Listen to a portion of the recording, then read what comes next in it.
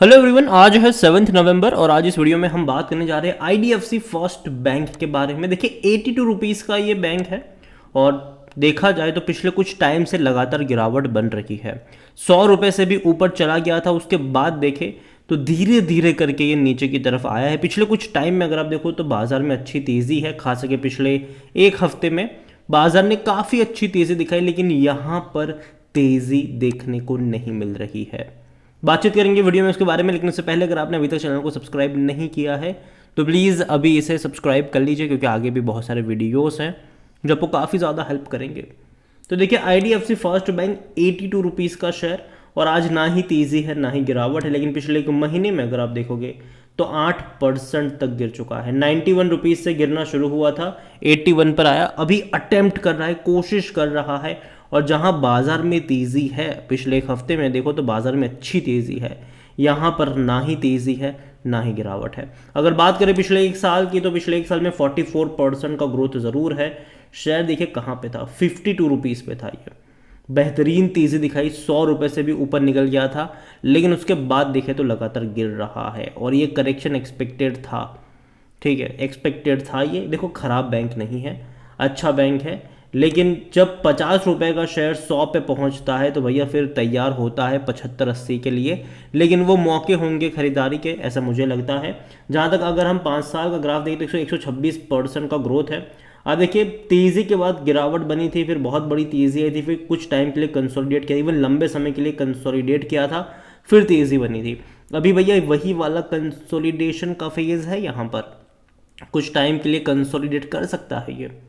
और जहाँ तक बात करी जाए आईडीएफसी फर्स्ट बैंक को लेकर, तो देखिए प्राइवेट बैंक है ये, और तो और इसका जो मार्केट कैप है वो 58,000 करोड़ से भी ज़्यादा का है। हालांकि पी रेशियो इसका 20 का है, जो कि देखा जाए तो ना ही सस्ता कह सकते हो ना ही महंगा कह सकते हो आप इसको।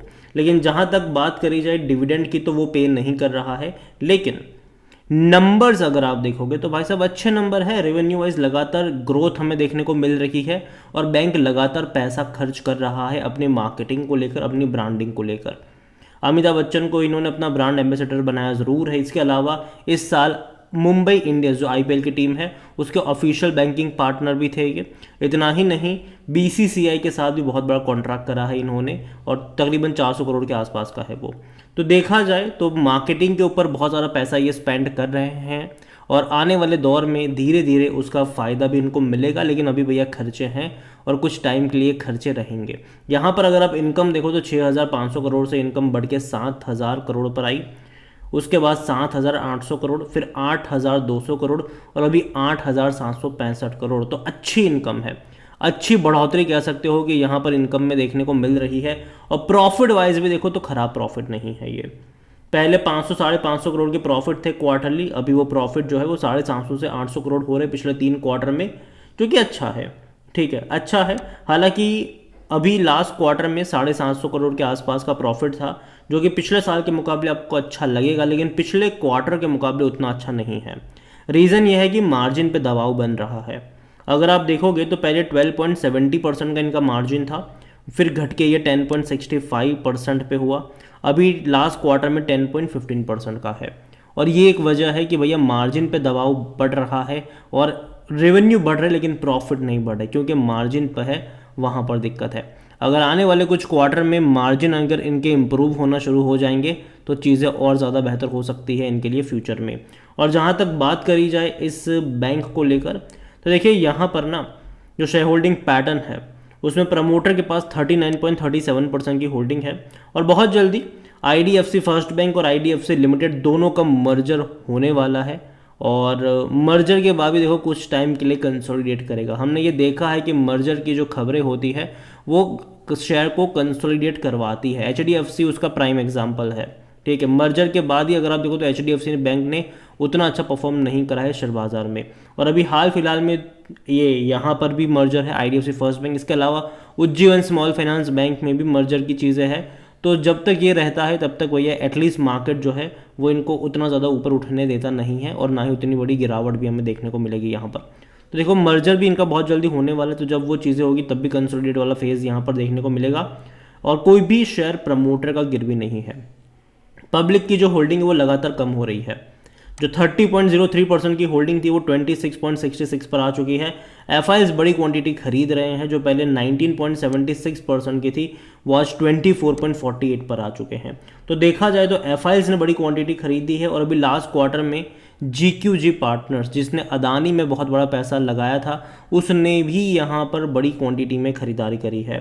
DILs के पास 9.49% की होल्डिंग है, जिनमें से बिकवाली जो है वो इंश्योरेंस कंपनी ने ज़्यादा करी हुई है पिछले क्वार्टर में। 4.11 से घट के ये 2.21% पर आए ज़रूर है। म्यूचुअल फंड ने भी थोड़ी बहुत बिकवाली करी है, 2.78 से घट के 2.68 पर आए हैं। तो देखा जाए तो एफआईएल्स ने बहुत बड़ी खरीदारी करी, लेकिन उसके सामने पब्लिक ने बिकवाली करी, प्रमोटर ने बिकवाली करी, म्यूचुअल फंड ने बिकवाली करी, इंश्योरेंस कंपनी ने भी यहाँ पर बिकवाली करी है। तो बिकवाली तो हुई है इन सब की तरफ से।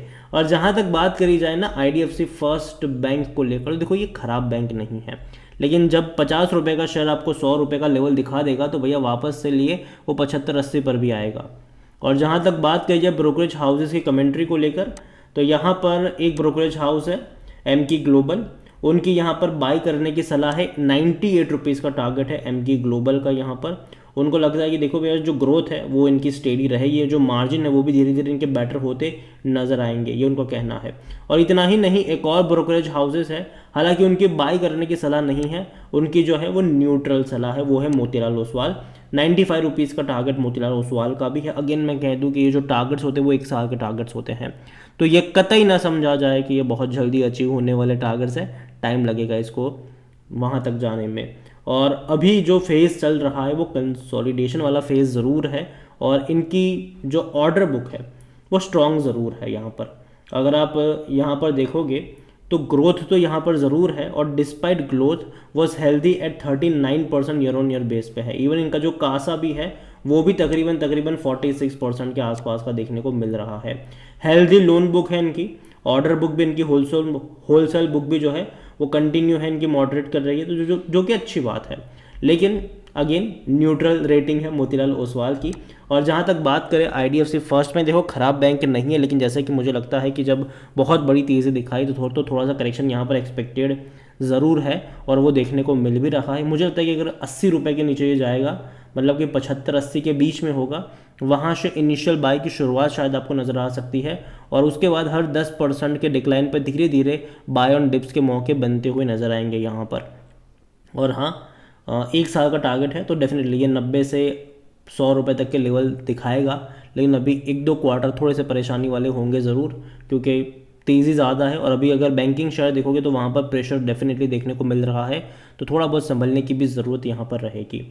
तो IDFC फर्स्ट बैंक अच्छा ज़रूर है। अगर आपका नज़रिया लॉन्ग टर्म का है तो बने रह सकते हो, लेकिन जहाँ तक शॉर्ट टर्म की बात है या फिर फ्रेश बाइंग की बात है, मुझे लगता है कि एटलीस्ट 75 से 80 रुपये के लेवल के बीच में अगर जाता है तो वहाँ से बाई ऑन डिप्स की शुरुआत हो सकती है। मतलब कि अगर आपको 100 शेयर खरीदने तो 25 खरीदारी करने के मौके होंगे, बाकी के जो शेयर्स है वो 25-25 की क्वांटिटी में हर 10-15% के डिक्लाइन पर ऐड करने के मौके जो है वो ढूंढने चाहिए। इसके अलावा एनालिसिस के लिए जिस पोर्टल का मैं इस्तेमाल कर रहा हूँ, ट्रेड ब्रेन्स, अगर आप भी इसको यूज़ करना चाहते हो तो लिंक मैं आपको डिस्क्रिप्शन में दे दूंगा। और अगर आप मेरा कूपन कोड HSA20 का इस्तेमाल करोगे तो आपको 20% का डिस्काउंट भी मिल जाएगा। कई सारे बेहतरीन फीचर्स हैं यहाँ पर, जिनमें से एक है कि जो बड़े बड़े इन्वेस्टर्स हैं वो क्या खरीद रहे हैं, उनका पूरा पोर्टफोलियो आपको यहाँ पर मिल जाएगा, वो भी क्वार्टर ऑन क्वार्टर अपडेट के साथ। ये वही लोग हैं जो शेयर बाजार में बड़ा गेम खेलते हैं, इनके पोर्टफोलियो में कई बार आपको पेनी स्टॉक्स भी देखने को मिलेंगे, कई बार मिलेंगे पेनी स्टॉक। स्मॉल कैप और मिड कैप शेयर भी आपको भर भर के इनके पोर्टफोलियो में देखने को मिल जाएंगे। तो देर किस बात की है, लिंक डिस्क्रिप्शन में है, कूपन कोड का फायदा उठाना भूलिएगा नहीं। वीडियो को यहीं पे एंड करूंगा, पसंद आया हो तो लाइक करो, शेयर करें, चैनल पर पहले बाहर हैं तो प्लीज़ सब्सक्राइब करें। और IDFC फर्स्ट बैंक के बारे में आप क्या सोचते हैं वो भी आप मुझे कमेंट में लिख कर बता सकते हैं। Thank you.